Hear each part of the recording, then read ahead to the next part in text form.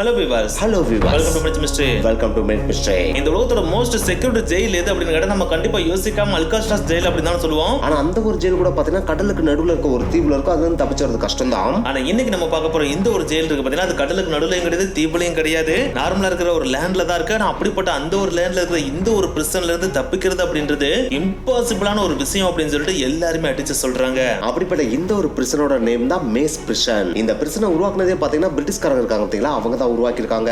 இவங்க உருவாக்குன இந்த ஒரு பிரிசனை பத்தி சிம்பிளா சொல்லணும் அப்படின்னா இந்த ஒரு பிரிசனுக்குள்ள அச்சு ஷேப்ல இருக்கிற 8 பிளாக்ஸ் இருக்கும். அந்த 8 பிளாக்ஸும் பாத்தீங்கன்னா ஒவ்வொன்றும் அதுக்கேற்ற ஸ்பேஸ்ல பாத்தீங்கன்னா தள்ளி இருக்கும். அப்படி தள்ளி இருக்கிற ஒவ்வொரு அச்சு ஷேப்டு பிளாக்ஸ் சுத்தியும் பாத்தீங்கன்னா 15 அடி உயரத்துக்கு கான்கிரீட் வால் எழுப்பப்பட்டிருக்கும். அது மட்டும் கிடையாது, இந்த 8 அச்சு ஷேப்டு பிளாக்ஸை மொத்தமா கவர் பண்ற மாதிரி ஒரு மிகப்பெரிய கான்கிரீட் வாலும் 15 அடி உயரத்துக்கு எழுப்பப்பட்டிருக்கும். இந்த கான்கிரீட் வால் பாத்தீங்கன்னா குண்டை போட்டு தகர்த்தாலும் தகர்க்க முடியாத அளவுக்கு பயங்கர ஸ்ட்ராங்கா இருக்கும்னே சொல்றாங்க. அது மட்டும் கிடையாது, இந்த ஒவ்வொரு அச்சு ஷேப்டு பிளாக்ஸ் இருக்கு பாத்தீங்கன்னா அந்த அச்சு ஷேப்டு பிளாக்ஸ்ல ஒரு மெயின் கேட் இருக்கும். அந்த கேட்டை ஓபன் பண்ணா மட்டும் தான் வெளியே போகவே முடியும். அந்த ஒரு கேட் கூட பாத்தீங்கன்னா அந்த காலகட்டத்திலே, அதாவது 1970s காலகட்டத்திலேயே எலக்ட்ரானிக்கலி ஆபரேட்டட் கேட்டை தான் உருவாக்கவே செஞ்சிருந்தாங்க. அதாவது ரிமோட் கண்ட்ரோலால மட்டும் தான் ஆபரேட் பண்ண முடியுமே தவிர மேனுவலா அதை ஓபன் பண்ணி வெளியே போக முடியாத அளவுக்கு பயங்கர ஸ்ட்ராங்கா உருவாக்கி இருந்தாங்களாம். அந்த கேட்டும் பாத்தீங்கன்னா யாராலையும் தகர்க்க முடியாத அளவுக்கு ஸ்ட்ராங்கான ஸ்டீலால உருவாக்கப்பட்டிருந்துச்சு. சப்போஸ் அதை தாண்டி வெளியே வந்தாலும் அதுக்கடுத்து பாத்தீங்கன்னா 2-3 கேட் வரும். அதுக்கடுத்து ஃபைனலா பாத்தீங்கன்னா பிரிட்டிஷ் ஆர்மி கேம்ப் இருக்கு பாத்தீங்களா, அவங்களோட மெயின் கேட் வரும். இதுதான் ஃபைனல் கேட்.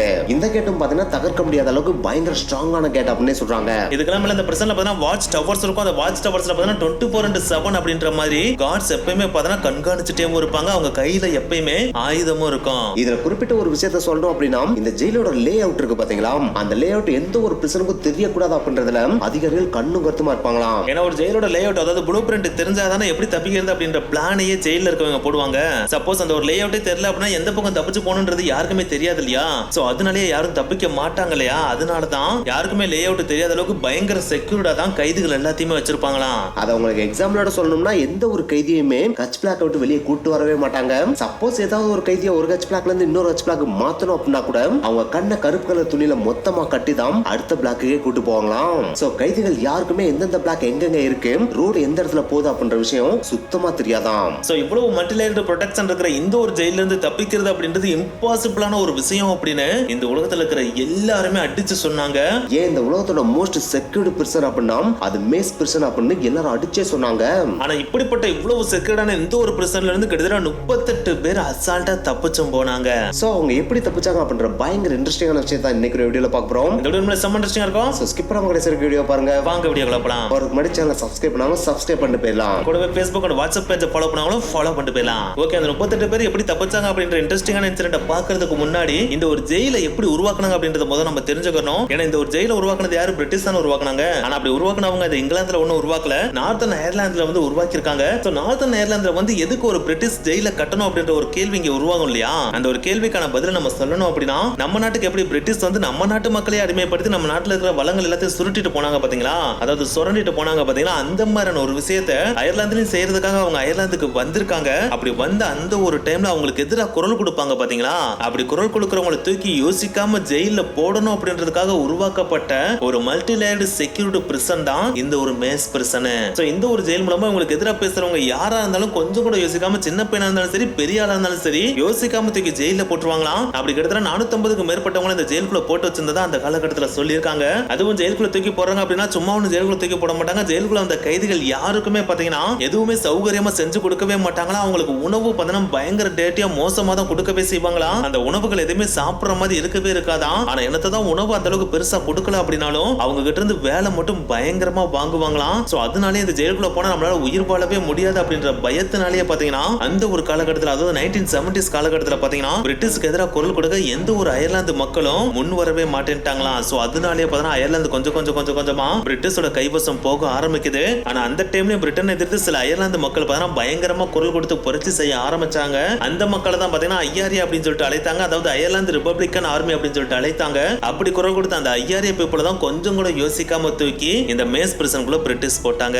அப்படி போட்டவங்களுக்கு அந்த அளவுக்கு பெருசா புட்டும் கொடுக்கல, இவங்க இருந்து ஒர்க்கும் அளவுக்கு அதிகமா வாங்குறாங்க. அதே நேரத்துல தன்னோட நாட்டுக்குள்ளே வந்து தன்னோட நாட்டை அடிமைப்படுத்தி உழுதுறம் ஆள்றாங்க இல்லையா. சோ அதனால இந்த ஜெயிலுக்குள்ள இருந்த கைதிகள் அப்படின்னு சொல்லப்பட்ட இந்த ஐஆர்ஏ பீப்புள் இருக்காங்க பாத்தீங்களா, அவங்க இந்த ஜெயிலுக்குள்ள இருந்த மாதிரியே எக்கச்சக்கமான ப்ரோட்டஸ்டையும் அந்த காலகட்டத்துல பண்ணிட்டு இருந்தாங்க. அதுல குறிப்பிட்டு சொல்லணும் அப்படின்னா ஹைஜீன் அப்படின்ற ஒரு வித்தியாசமான போராட்டத்தை அந்த ஜெயிலுக்குள்ள இருந்த மாதிரி அவங்க பண்ணிட்டு இருந்திருக்காங்க. இந்த ஹைஜீன் போராட்டம் அப்படின்றது வேற எதுவும் கிடையாது. அந்த ஜெயிலுக்குள்ள இருக்கிற கைதிகள் இருப்பாங்க பாத்தீங்களா, அவங்க யாருமே நாங்க இனிமேல் குளிக்க மாட்டோம், இனிமேல் துவைக்க மாட்டோம், இனிமேல் பாத்ரூம்ல போயிட்டு நாங்க மோஷன் போக மாட்டோம், யூரின் போக மாட்டோம், நாங்க இப்ப இருக்கிற இந்த ஜெயிலுக்குள்ளேயே தான் பாத்தீங்கன்னா யூரின் போவோம், மலமும் கழிப்போம் அப்படின்னு சொல்லிட்டு அவங்க இருக்கிற அந்த ஒரு செல்லு அவங்க வேலை பார்க்குற இடத்துலயே பாத்தீங்கன்னா மொத்தமா யூரின் அடிச்சு மலத்தை கழித்து அந்த இடத்தையே பயங்கரமா கப்படிக்க வச்சாங்களா. அது மட்டும் கிடையாது, அவங்க கழித்து அந்த ஒரு மலம் இருக்கு பாத்தீங்கன்னா, அந்த மலத்தையே அவங்க எடுத்து அந்த ஜெயிலோட சுவர் மூலமா தடவி விட்டும் ப்ரோட்டஸ்ட் பண்ணாங்களாம். இதுக்கெல்லாம் நோ க்ளோத்ஸ் அப்படின்ற ஒரு வித்தியாசமான போராட்டத்தை அவங்க மேற்கொண்டாங்க. அதாவது நீங்க கொடுக்குற பிரிசன் ட்ரெஸ்ஸே நாங்க இனிமேல் போட மாட்டோம், அதுக்கு பதிலா நாங்க வச்சிருக்கிற பிளாங்கெட்டை மட்டும் தான் போட்டுக்கிறோம் அப்படின்னு சொல்லிட்டு பிளாங்கெட்டை மட்டுமே பொத்திட்டு இருந்த காலகட்டங்களும் அந்த காலகட்டத்தில் நடந்துச்சான். இதுக்கு இன்பிட்வீன்ல பாத்தீங்கன்னா ஹங்கர் ஸ்ட்ரைக் அப்படின்ற ஒண்ணும் மேற்கொண்டாங்க. அந்த ஹங்கர் ஸ்ட்ரைக்ல ஒருத்தர்லாம் பாத்தீங்கன்னா சாகும் வரைக்கும் நான் உண்ணாவிரத போராட்டத்துல தான் இருக்க போறேன் அப்படின்னு சொல்லிட்டு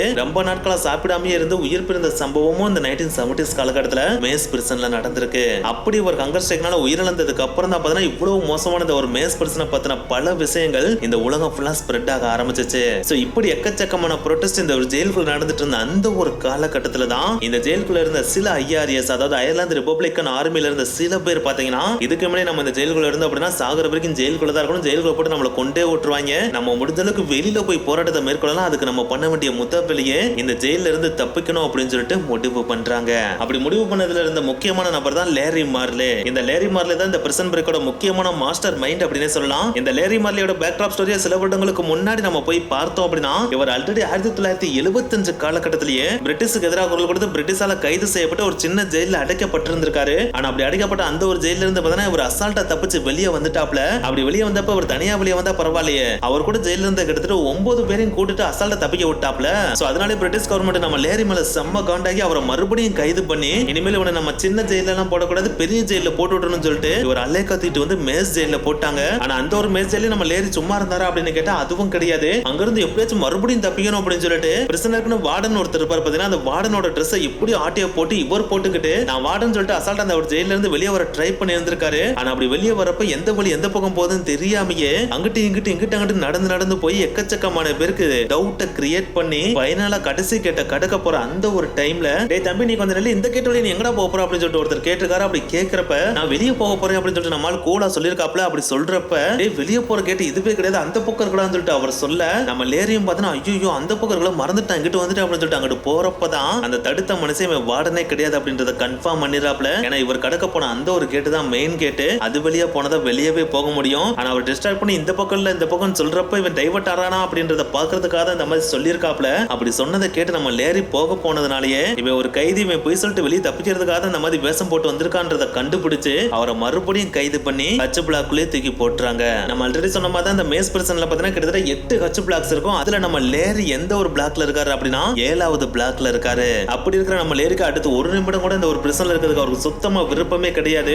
எப்படியாச்சும் இதுல இருந்து தப்பிச்சு போனோம் அப்படின்னு சொல்லிட்டு பிளான போட ஆரம்பிக்கிறாப்ல. அப்படி பிளான் போடுறப்பதான் நம்ம இதுக்கு முன்னாடி தப்பிச்ச சின்ன ஜெயில் மாதிரி இது சாதாரண ஜெயில் கிடையாது, இதுல இருந்து தப்பிக்கணும் அப்படின்னா நம்ம எக்கச்சக்கமா பிளான் போடணும் அப்படின்னு சொல்லிட்டு முடிவு பண்றாப்ல. அந்த ஒரு பிளானுக்கு நம்மளுக்கு ஒரு டீம் வேணும் அப்படின்றதையும் அவர் ரியலைஸ் பண்றாரு. சோ அதுக்காக ஃபர்ஸ்ட் அண்ட் ஃபார்மோஸ்ட் அவர் ஒரு டீமை ஃபார்ம் பண்றாரு. அந்த டீம்ல இருக்கிற முக்கியமான சில நபர்களை பத்தி சொல்லணும் அப்படின்னா, முதல் நபர் பாபி ஸ்டோரி, அவர் தான் லீடர் அப்படின்னு சொல்லுவாங்க. அதுக்கடுத்து 2வது நபர் கிரே கெல்லி, அடுத்து 3வது நபர் பிரண்டன். சோ இவங்க 3 பேரையும் கூப்பிட்டு உட்கார வச்சு நம்ம லேரி பார்த்தீங்கன்னா அவரோட பிளானை சொல்றாரு. அதுல அவரோட முதல் பிளான் என்னவா இருந்துச்சு அப்படின்னு பாத்தீங்கன்னா, நம்ம இந்த ஒரு ஜெயில இருந்து வெளியே தப்பிக்கணும் அப்படின்னா நம்மளுக்கு தேவையான ஃபர்ஸ்ட் அண்ட் ஃபார்மோஸ்ட் முக்கியமான விஷயமே இந்த ஜெயிலோட லே அவுட், அதாவது இந்த ஜெயிலோட ப்ளூ பிரிண்ட் நம்மகிட்ட இருந்தா மட்டும்தான் நம்ம எந்த வழியா போனா எந்த பக்கம் வெளியே போக முடியும் அப்படின்றது நம்மளால கிளியர் கட்டா தெரிஞ்சுக்க முடியும். அப்படி தெரிஞ்சா மட்டும் நம்மளால ஈஸியா வெளியே தப்பிக்க முடியும். சோ நம்மளுக்கு தேவையான முதல் விஷயமே ப்ளூ பிரிண்ட் அப்படின்னு சொல்லிட்டு சொல்றாரு. அப்படி சொன்ன உடனே அங்க உட்கார்ந்து இந்த 3 பேரும் எப்படியா ப்ளூ பிரிண்ட் நம்மளால இங்க கொண்டு வர முடியும், நம்மளதான் வெளியே கூட்டு போனாலே கண்ணை கட்டி கூட்டு போயிறாங்களே. சோ அப்படி இருக்கிறப்ப அந்த ப்ளூ பிரிண்ட பத்தி தெரிஞ்சுக்கிறதுக்கு வாய்ப்பே கிடையாது. அதை தெரிஞ்சுக்கணும் அப்படின்னா இங்க இருக்கிற கார்ட்ஸ் லட்டம் வார்டனை பிடிச்சு கேட்டா மட்டும் தான் தெரிஞ்சுக்க முடியும். ஆனா அவங்ககிட்டயே போய் நம்ம போய் இதை கேட்டோம் அப்படின்னா அவங்க அசால்ட்டா நம்மள கெஸ் பண்ணிடுவாங்க, இவங்க தப்பிச்சு போறதுக்காக தான் கேட்கறாங்க அப்படின்னு சொல்லிட்டு. சப்போஸ் அப்படி மட்டும் கெஸ் பண்ணிட்டாங்க அப்படின்னா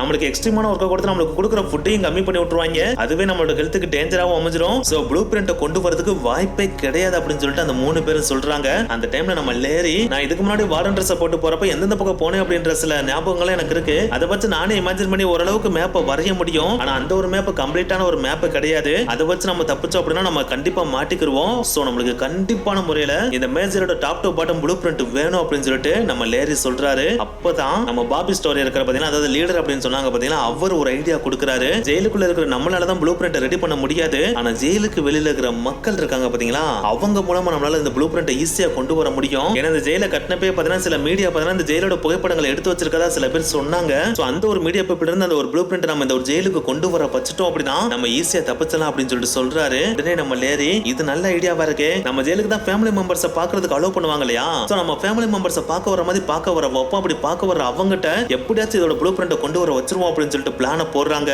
பிளான போடுறதோட மட்டும் இல்லாம அவங்க ஃபேமிலி மெம்பர்ஸ் மூலமாவே வெளியில இருந்து மீடியா பேப்பர்ல எடுத்த ஒரு மிகப்பெரிய புகைப்படத்தை அங்க இருக்கிற போலீஸ் ஆபீசர்ஸ் யாருக்குமே தெரியாம ஸ்மக்லிங் பண்ணி இவங்க கைக்கு கொண்டு வந்து சேரவும் வச்சிடறாங்க. சோ ஒன்ஸ் அந்த ஒரு ப்ளூ பிரிண்ட் உங்களோட கைக்கு வந்த உடனே பாத்தீங்கன்னா இவங்க அடுத்த கட்ட பிளானும் போட ஆரம்பிக்கிறாங்க. பிளான் போடுறாங்க அப்படின்றதுக்காக இந்த ப்ளூ பிரிண்ட மட்டுமே வச்சு இந்த ஜெயில இருந்து ஈஸியா தப்பிச்சிட முடியுமா அப்படின்னு கேட்டா அதுக்கு வாய்ப்பே கிடையாது அப்படின்னு தான் சொல்லி ஆகணும். இந்த ப்ளூ பிரிண்ட் அப்படின்றது ஜஸ்ட் லே அவுட் மட்டும் தான், எந்த பக்கம் போனா மெயின் கேட்ட ரீச் பண்ண முடியும் அப்படின்ற விஷயம் மட்டும் தான் தெரியும். அதை மட்டுமே வச்சுட்டு இவங்க பாட்டுக்கு ஜாலியா இவங்க பிளாக்ல இருக்க போலீஸ் ஆபீசரை மட்டும் அடிச்சு போட்டுட்டு தப்பிச்சு இவங்க பிளாக்க மட்டும் விட்டு வெளியே போனாங்க அப்படின்னா சுத்திலும் 7 ஹச் பிளாக் இருக்கு இல்லையா, அந்த ஒவ்வொரு ஹச் பிளாக்லயும் போலீஸ் ஆபீசர்ஸ் இருப்பாங்க இல்லையா, இதுக்கெல்லாம் மேல வாட்சிங் டவர்ஸ் மேலேயும் போலீஸ் இருப்பாங்க இல்லையா. ஃபைனலா இவங்க ரீச் பண்ண வேண்டிய மெயின் கேட்ட சுத்திலும் பிரிட்டிஷ் ஆர்மி கேம்ப் வேற இருக்கும். சோ சாதாரண கைதியா இவங்க தப்பிச்சு போனாங்க அப்படின்னா இவங்களை ஷூட் பண்றதுக்கு வாய்ப்பு அதிகம் அப்படின்னு இவங்களுக்கு நல்லாவே தெரியுது. சோ எப்படி இவங்க இங்க இருந்து தப்பிக்கலாம் அப்படின்னு சொல்லிட்டு வழியை தேட ஆரம்பிக்கிறாங்க.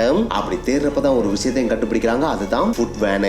எஸ், இந்த ஒரு ஃபுட் வேன் பாத்தீங்கன்னா டெய்லியும் ஜெயிலுக்கு வந்துட்டு போகும். இந்த ஒரு ஃபுட் வேன் தான் பாத்தீங்கன்னா எல்லா கைதிகளுக்கும் உணவை சப்ளை பண்ணும். சோ அதனால இந்த ஃபுட் வேனுக்கு பாத்தீங்கன்னா ஸ்பெஷல் பர்மிஷன் மாதிரியான பாஸ் எல்லாம் கொடுத்திருப்பாங்க. அதாவது இந்த ஃபுட் வேன் வரப்ப பாத்தீங்கன்னா எந்த விதமான செக்கப்பும் பண்ண மாட்டாங்க, அது பாட்டுக்குள்ள வந்துட்டு வெளியே போயிடும். சோ இந்த ஒரு விஷயத்தை தான் பாத்தீங்கன்னா நம்ம லேரியும் அவங்க டீமும் கண்டுபிடிக்கிறாங்க.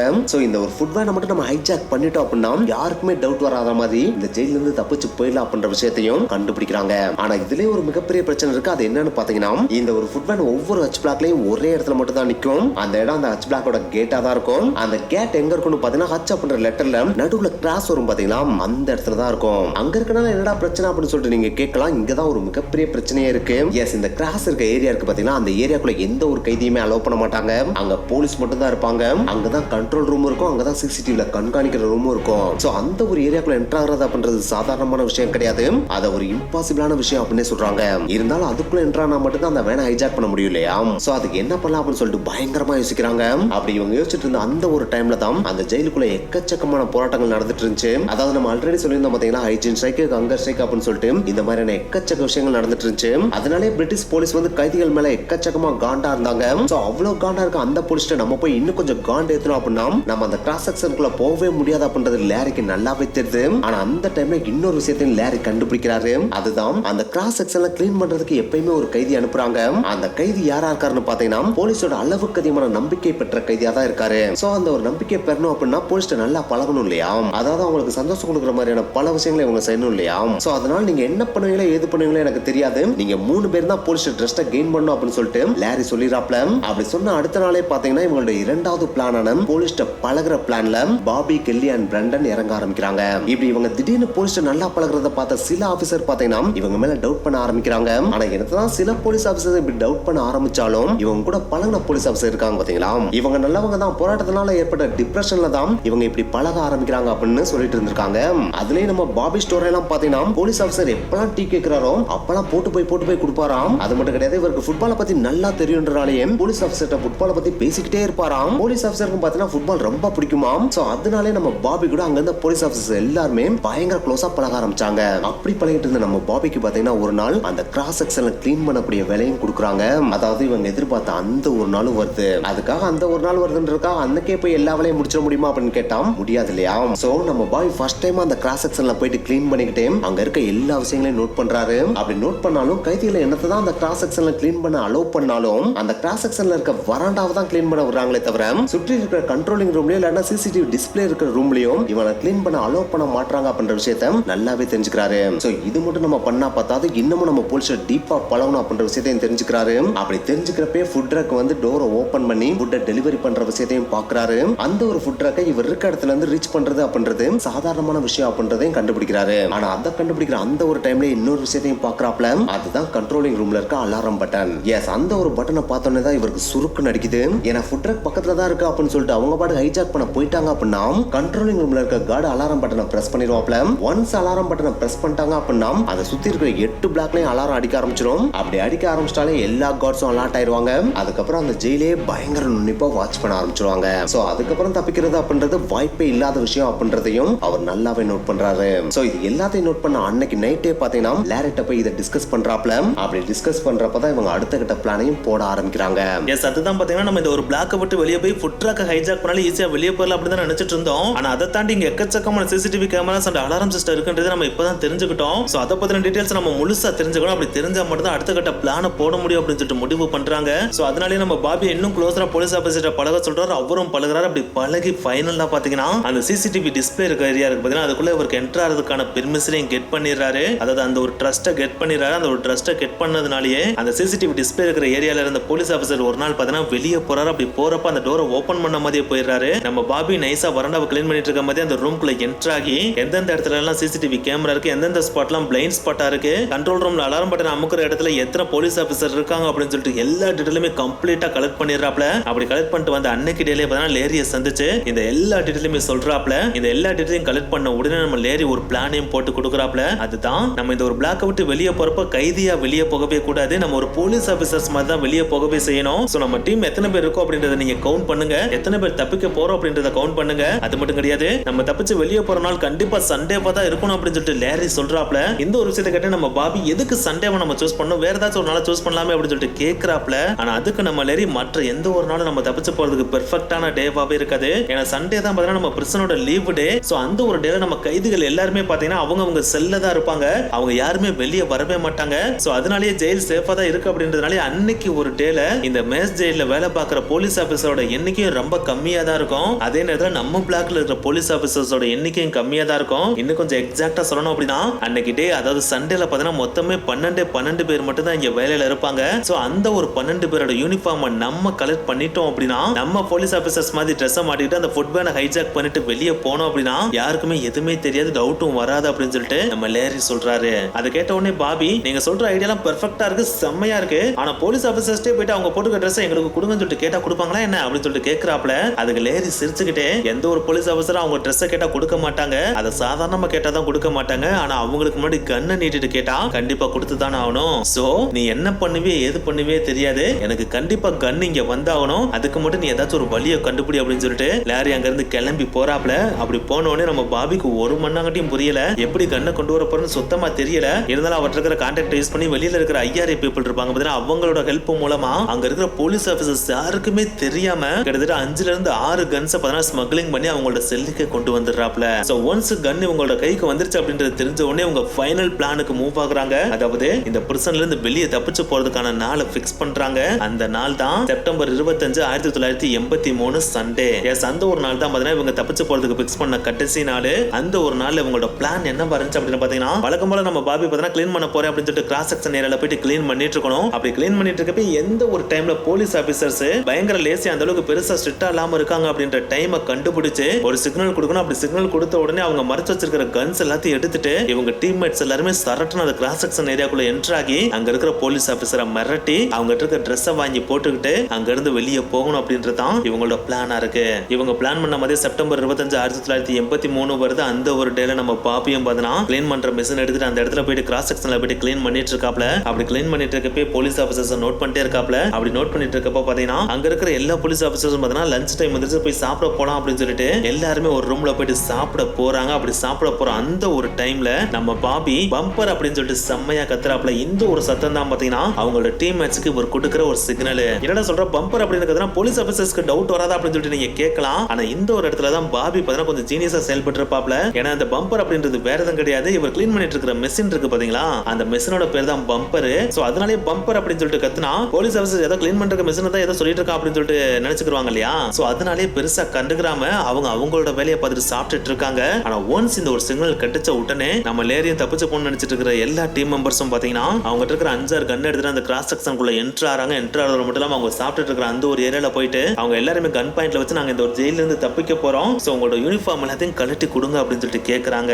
இதை கேட்டோன்னு இந்த போலீஸ் ஆபீசர்ஸ் எல்லாருக்குமே பயங்கரமா சிரிப்பு வந்துருது. என்ன ஏதாச்சும் விளையாண்டுட்டு இருக்கீங்களா, பேசாம போய் செல்ல உட்காருங்க, முட்டாள்தனமா ஏதாச்சும் பண்ணி பெரிய விபரீதத்துல மாட்டிக்கிறாதீங்க அப்படின்னு சொல்லிட்டு சொல்றாங்க. ஆனா இதை கேட்டோன்னு லேரிக்கு செம்ம கடுப்பாயிருது. எங்களை பார்த்தா விளையாடுற மாதிரியா இருக்கு, எங்க கையில இருக்கிற துப்பாக்கி எல்லாம் பார்த்தா டம்மி துப்பாக்கி மாதிரியா இருக்கு, உங்களுக்கு இப்ப சுட்டு காமின்னு சொல்லிட்டு டக்குன்னு மேல பார்த்து டபக்குன்னு சுடுறாப்ல. அப்படி சுட்ட உடனே குண்டு மேல் தளத்தை தொலைச்சிட்டு வெளியே போறத பார்த்த உடனே அங்க இருந்த போலீஸ் ஆபீசர்ஸ் எல்லாருமே வேற லெவல்ல பயந்துடுறாங்க. அப்படி பயந்த உடனே அவங்க சாப்பிட்டுட்டு இருந்த சாப்பாடுல இருந்து கையை எடுத்துட்டு உனக்கு என்ன வேணுமோ நீ எடுத்துக்க, எங்களை மட்டும் உயிரோட விட்டுற அப்படின்னு சொல்லிட்டு பயத்துல நடுங்குறாங்க. அப்படி நடுங்கின எல்லா போலீஸ் ஆபீசர்ஸோட கையையும் கட்டி அவங்களோட யூனிஃபார்ம் எடுத்து இவங்க போட்டுக்கிட்டு அங்க இருந்து வெளியே போகலாம் அப்படின்னு சொல்லிட்டு பிளான் போடுறாங்க. அப்படி பிளான் பிளான் போடுறப்பதான் இன்னொரு விஷயத்தை நோட் பண்றாங்க. அதுதான் அந்த அலாரம் செக்ஷன் ரூம் இருக்கு பாத்தீங்கன்னா, அந்த அலாரம் செக்ஷன் ரூம்ல இருந்து இன்னொரு போலீஸ் ஆபீசர். அவரை பார்த்த உடனே இவங்க எல்லாருக்குமே வேற லெவல்ல அள்ளு விட்டுறது. ஏன்னா அந்த ஒரு ரூம்ல தான் அலாரம் பட்டன் இருக்கு இல்லையா, அதை இவர் பிரஸ் பண்ணிட்டாரு அப்படின்னா ஈஸியா எல்லாருக்குமே சிக்னல் போயிடும். அப்படி போயிருச்சு அப்படின்னா போலீஸ் ஆபீசர்ஸ் அந்த இடத்துக்கு குமிஞ்சிருவாங்க இல்லையா.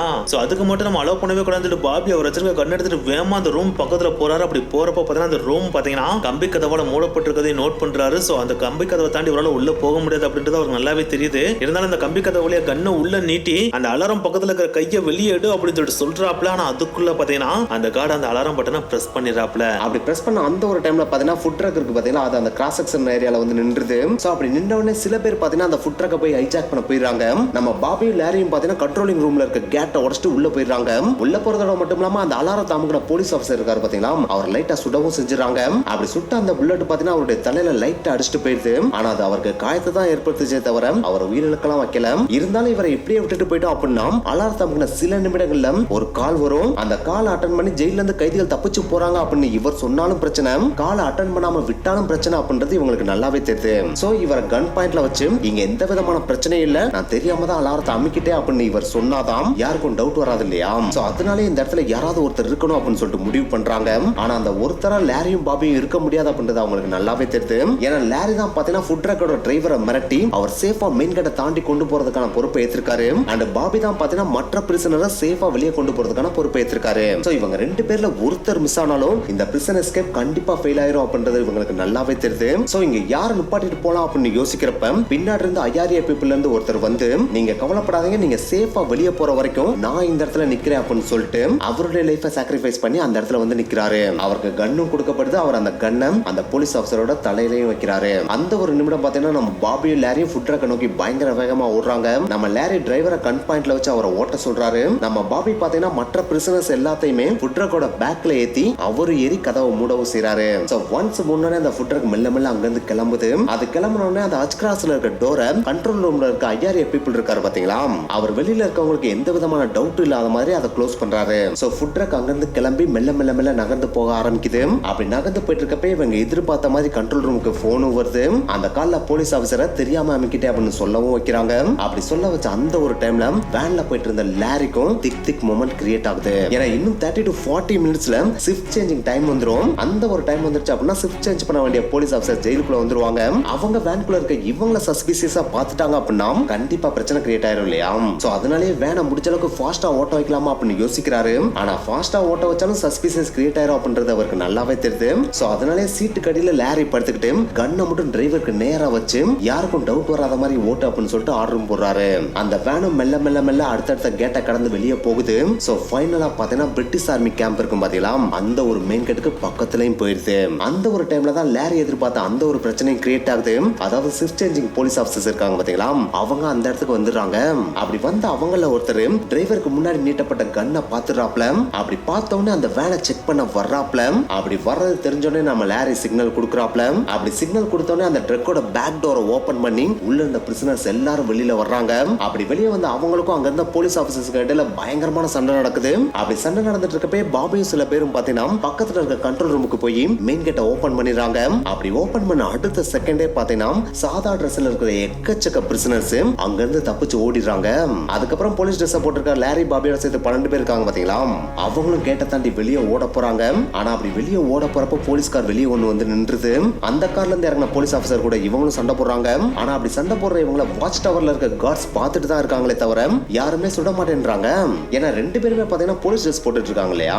இதுல யார் கைதி யார் போலீஸ் அப்படின்ற விஷயம் அவங்களுக்கு சுத்தமா தெரியவே இல்ல. சோ தெரியாம உண்மையான போலீஸை சுட்டுட்டு அது பெரிய பிரச்சனையாயிரும் இல்லையா. அதனாலே அவங்க வேடிக்கை தான் பார்த்தாங்களே தவிர சுடவே இல்ல. இதுக்காக தான் இவங்க போலீஸ் ட்ரெஸ் போடவும் செஞ்சிருக்காங்க. ஃபைனலா அங்க இருக்க எல்லா போலீஸ் ஆபீசரையும் அடிச்சு போட்டுட்டு இவங்க தப்பிக்கவும் செஞ்சிடறாங்க. சோ டோட்டலா அந்த பிரிசன் எஸ்கேப்ல பாத்தீங்கன்னா கிட்டத்தட்ட 38 பேர் தப்பிச்சதா சொல்லப்படுது. ஆனா தப்பிச்ச 38 பேர்ல 15 பேரை உடனே போலீஸ் அரெஸ்ட் பண்ணதாகவும் சொல்லப்படுது. அண்ட் நம்ம லாரி பாபி கெல்லி பிரெண்டன் இருக்காங்க பாத்தீங்களா, அவங்களையும் அடுத்த வருடமே அரெஸ்ட் பண்ணதாகவும் சொல்லப்படுது. அப்படி அரெஸ்ட் பண்ண இவங்களை இவங்க எங்க இருந்து தப்பிச்சாங்களோ அதே ஹச் பிளாக்ல போடப்பட்டதாகவும் சொல்லப்படுது. சோ இந்த 15+4 இந்த 19 பேரை தவிர்த்து மற்ற பிரிசனர்ஸ் யாருமே எங்க போனாங்க என்ன ஆனாங்க அப்படின்றத இது நாள் வரைக்கும் யாராலையும் கண்டுபிடிக்க முடியல அப்படின்னே சொல்றாங்க.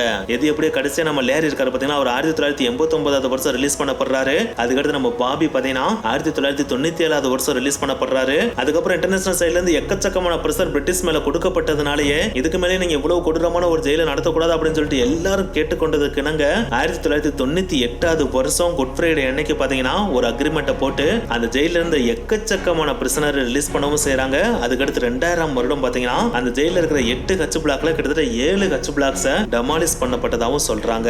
சோ இப்போதைக்கு அந்த ஜெயில பாத்தீங்கன்னா 8 ஹச் பிளாக்ல ஒரே ஒரு ஹச் பிளாக் மட்டும் தான் அழிக்கப்படாம இருக்கு அப்படின்னு சொல்றாங்க. மேபி ஃபியூச்சர்ல இந்த ஒரு ஹச் பிளாக் கூட பாத்தீங்கன்னா அமெரிக்கான மியூசியமா மாற்றப்படலாம் அப்படின்னு கூட சொல்றாங்க.